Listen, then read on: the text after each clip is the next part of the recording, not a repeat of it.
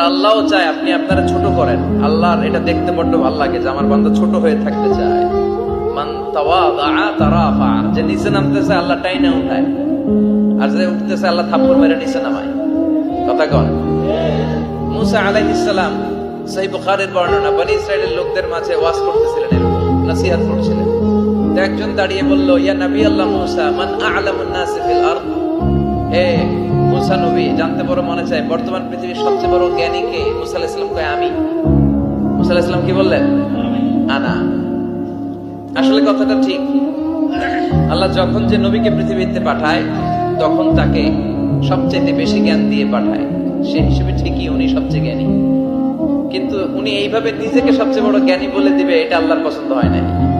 আল্লাহ চেয়েছিলেন মুসা আলাইহিস সালাম যেন বলে আল্লাহু আ'লাম, আল্লাহই জ্ঞানী। সুবহানাল্লাহ কইবেন না?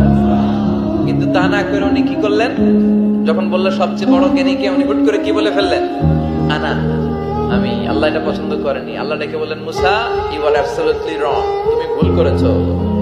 তুমি সবচেয়ে জ্ঞানী নও, তোমার চেয়ে বড় জ্ঞানী আছে।